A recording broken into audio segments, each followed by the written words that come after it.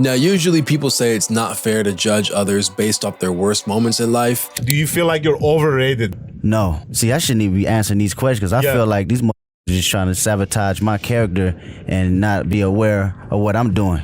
However, that's exactly what we're gonna do today. Whether it's because of rude questions during interviews, bad podcast etiquette, or straight up out-of-pocket behavior, certain media personalities in hip-hop have generated an impressive amount of hate throughout the years. But if we had to put them all head-to-head, who would be considered the worst of the worst? To answer that question, we're taking some of the most popular journalists in hip-hop, looking at their histories, behaviors, and actions, and comparing them to determine who takes the crown for the most hated media personality in hip-hop. So, without further ado, let's get into it.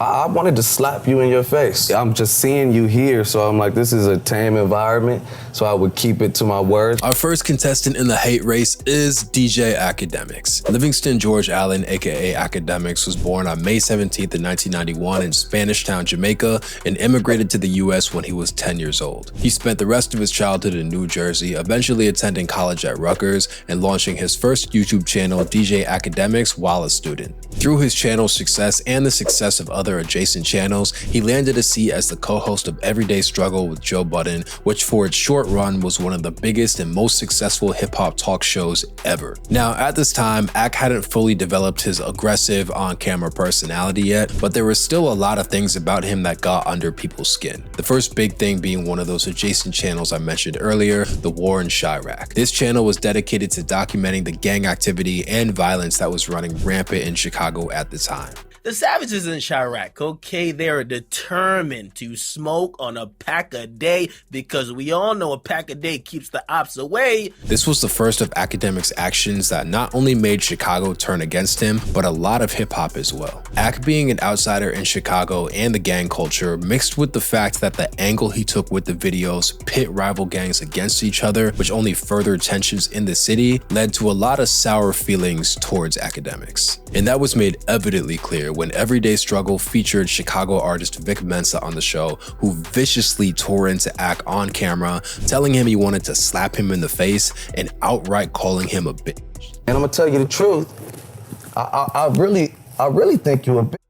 Because what's that? Now, getting called a bitch on camera is one thing. However, his reaction to the insult being as passive and meek as it was made him appear as if he had no backbone, which made it even more apparent that he shouldn't be speaking on the things that he speaks on. This was Ak's first major confrontation in front of a large audience, but it would be far from his last. Another super cringe moment from Ak's podcasting career was when he featured on the Fresh and Fit podcast back in 2022. Ak's emotional fragility was on full display when he got into a heated back and forth with one of the guest models on the show. The girl had a particularly deep voice, which Ak decided to poke fun at. However, when she responded by saying, "Lose some weight until you can see your dick."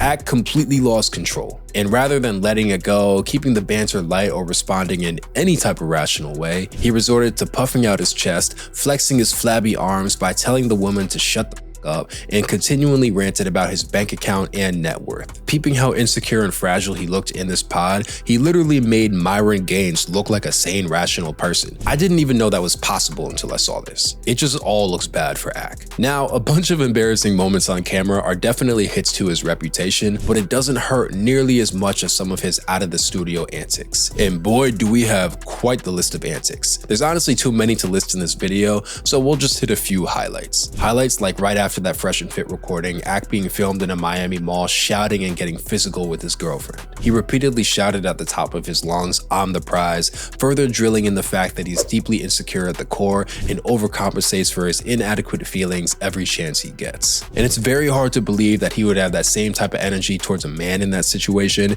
which was proved by Vic Mensa back in 2017 when he called him a bitch and he just sat there and took it. There's been a lot of strange things Ak has done since being in the spotlight, but one that definitely takes the cake is the time he tried to shamelessly groom a 15-year-old kid on a live stream. Ak was in a private stream with a 15-year-old kid that was playing Fortnite when he started berating him about his sex life, asking if he would let a dude have sex with him, and asking if one of his friend's sisters threw him the box, would you smash? Despite the kid, by no surprise, being very uncomfortable, one of Ak's weird friends followed this whole thing up by asking for the kid's address, saying that he's gonna send strippers to his home. I don't know in what world they thought that was an acceptable thing to do, but that's just Ak and the company that he keeps. Crazy. Absolutely crazy. Given all these variables, the embarrassing on-camera takes, the ego that shatters faster than glass, the verbal and physical violence towards women, and the literally to the definition contributing to the delinquency of a minor, we're gonna give Ak a 9.5 out of 10. I wanna give him a 10, but it's unfair to give the first contestant off rip a 10, and we've got some fierce competitors in the race. So don't try to paint me like I'm some nigga that you found on the street and I was up, I was homeless, and I was sleeping on your couch. I'm hiding detergent and all this. Like, what the f are you talking? Next up on the list, we have, drum roll please, Joe Budden. Cool. Joe Budden. There was a time where every 2 to 3 months, like clockwork, his name would be trending on Twitter for the latest outrageous thing he said or did on camera. Joseph Anthony Budden was born on August 31st of 1980 in Harlem, New York. However, he spent a majority of his childhood in Jersey City. He gained buzz as a rapper in the early 2000s with freestyles and DJ Clue mixtapes. He signed to Def Jam and dropped Pump It Up in 2003, a club anthem that's still his most recognizable track. After hanging up his rap jersey in 2016, he dove headfirst into the podcasting game with a desire for creative freedom, unfiltered expression, and a path that'll lead him to a more financially secure future. And to give him credit, he's become one of the leading voices reporting in the hip-hop space, however also one of the most problematic as well. His problematic on-camera persona seemed to first come into the light during his stint at Complex working at Everyday Struggle with the aforementioned DJ Akademiks. Exhibit A of this was Joe's seemingly ruthless and uncalled for aggression towards Lil Yachty. Joe unleashed a furious attack on the then 19-year-old star in the middle of the show due to him seemingly not knowing every detail in his contract with Atlanta-based label QC Records. Yachty was just there, chilling, having fun with his career and taking things in stride, while Joe Budden was irate, veins popping out of his head and on the verge of having a stroke on camera. And I'm not even mad at Joe for wanting better for these younger artists, but why he was taking it so personal is beyond me. I have no idea. Like Lil Yachty said, chill. Yeah, hold up. Yo. Exhibit B of this was Joe going absolutely apeshit on a Complex employee. The writer named Angel Diaz was on the receiving end of a ruthless verbal assault from Joe due to him writing a piece related to the Joe Budden Drake beef and calling Joe a conspiracy theorist. Joe's completely sane and rational response to this criticism was to track down and berate Angel in the hallway of Complex on camera in front of his peers. And again, playing devil's advocate, it's not unreasonable for someone to be upset over negative press towards them. However, the way Joe handled it made him come across as unpredictable and unhinged. Exhibit C from the Everyday Struggle era was Joe's nasty habit of airing out personal behind-the-scenes details, especially involving finances on camera. Towards the end of the Everyday Struggle run, Joe and Complex weren't exactly seeing eye to eye, creatively or financially. Joe overall felt like he deserved a lot more money and control than what he was getting. In response to this, Joe started openly criticizing his employer on camera, attacking them at every angle imaginable. It's safe to say that Joe and Complex won't be working together anytime soon. And you'd think he would learn after a nasty falling out and permanently burning a bridge with Complex. However, learning from his mistakes doesn't seem to be something that Joe does well. This again was put on display during the next era of Joe's podcasting career, the Joe Budden Podcast launch. The Joe Budden Podcast, or JBP for short, is Joe's now current platform to share his thoughts with the world alongside his friends. But like most fans remember, the hosts of the show now are not the original hosts that launched the show with Joe. The founding members were Joe, Rory Farrell, and Marissa Mendez, who would leave in 2016 and be replaced with Jamil Mal Clay. Joe, Rory, and Mal went on a generational run over the next 4 years, becoming a household name in hip-hop and arguably the most tuned into podcast in the space. However, like most things in Joe's life, it all came crashing down in a public, dramatic fashion. Rory and Mal allegedly had a profit-sharing agreement with Joe and the JBP. This would mean that the more money the pod makes, the more money they would make. When Rory and Mal asked to see the books to confirm how much they should earn, they were met with a wall of hostility and defensiveness from Joe. This led to Rory and Mal requesting an audit, which Joe took personal offense to, which ended up being the beginning of the end for them. Mal publicly accused Joe of treating them like employees instead of partners, saying that Joe would make big business decisions without their input and overall felt the work that they put in wasn't being valued at all. All of these issues led to Rory and Mal going on strike for a few weeks, then coming back and recording some of the most god-awful podcasts ever seen in history. Not too long after, Joe reached his breaking point with Rory, firing him on air in the most hostile fashion ever witnessed in hip-hop history. And Rory wasn't actually there the day of his firing, so Joe resorted to pointing at his empty chair to deliver the news on air that he was fired. Wicked stuff. Mal saw this event as the last straw and exited the situation with Rory, founding the new Rory and Mal podcast, which still runs strong to this day. This situation again highlighted Joe's disrespect towards his quote-unquote friends and business partners, also his belittling attitude and egotistical behavior. All these events combined also mixed with a slew of outside the studio controversies, including a domestic violence case against his girlfriend in 2014, his alleged harassment of women that worked under his network, recent allegations that he was involved in Diddy's freak-offs, and him being charged for lewdness for allegedly standing naked in his apartment complex hallway, overall makes him a very hateable person. Given all these facts, we're gonna give Joe a 9 out of 10 on the journalist hate scale. Not as high as Ak, but he's a fierce competitor.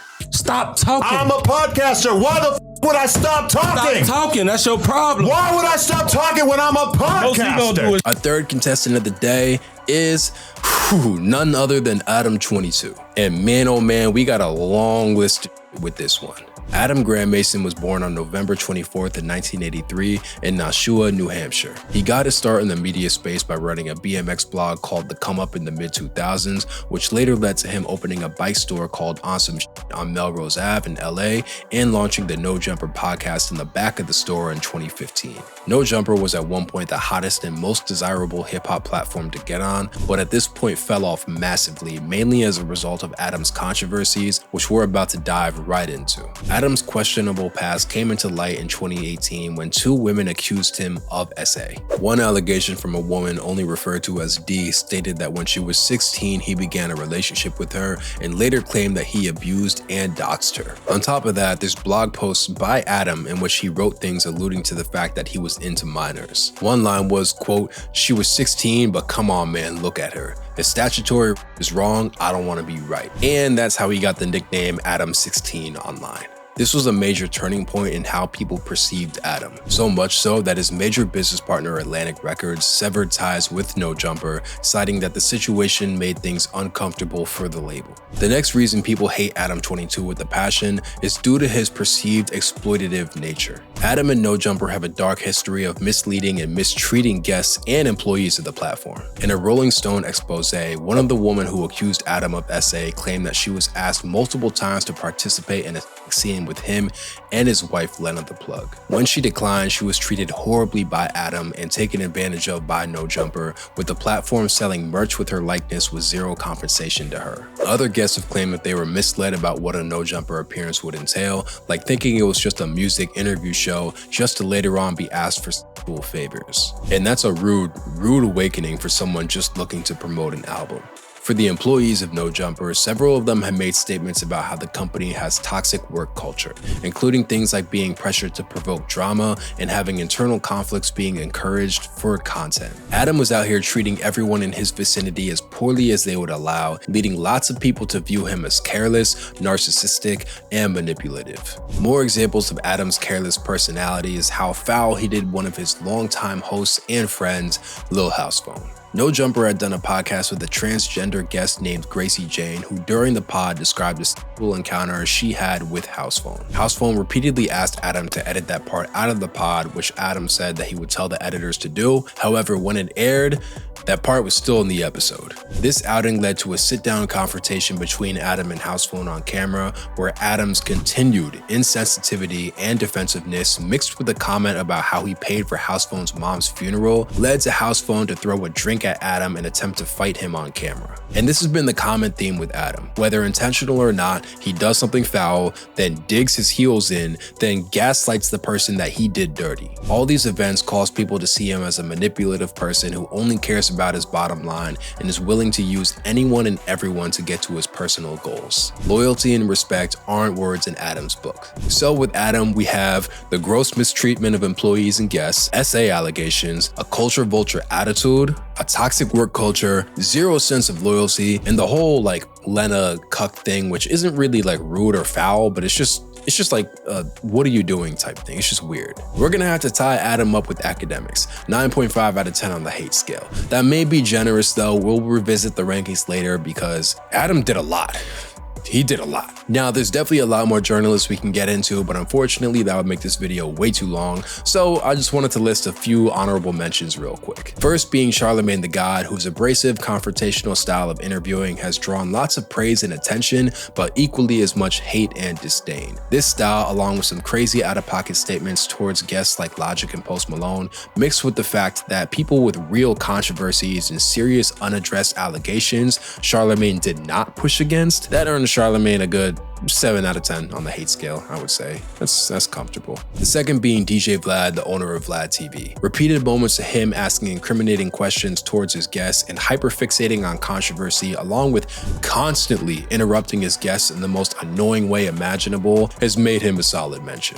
I would place him somewhere in the middle high ground, probably like a 6 out of 10, but some people would honestly say he's a 10 out of 10. It really just depends who you ask. Last honorable mention on the list has to be Ebro Darden, aka Old Man Ebro. Ebro is notorious for essentially being a hater. His dismissive attitude towards younger rappers and new variations of hip-hop creates a harsh, hostile environment for upcoming artists. This, mixed with his outspoken, controversial takes and his reputation to gatekeep resources from newer artists, would place him on the list as a 7 out of 10 as well. So if we had to go from least to most hated, we got DJ Vlad in 4th, we got Charlamagne and Ebro tied for 3rd, we have Joe Budden in 2nd, and Adam22 and Akademiks tied for 1st place. But just for fun, if we had to break the tie, because of the sheer number of people he's done dirty and him being a professional cuck, I would give the final crown to Adam22 as the most hated journalist in hip-hop. Thank you for watching. Let me know if you agree with the rankings or if you'd rank them differently. And next time we might flip the script and do the most beloved journalists. There's a lot of people out here doing good too. So that's it.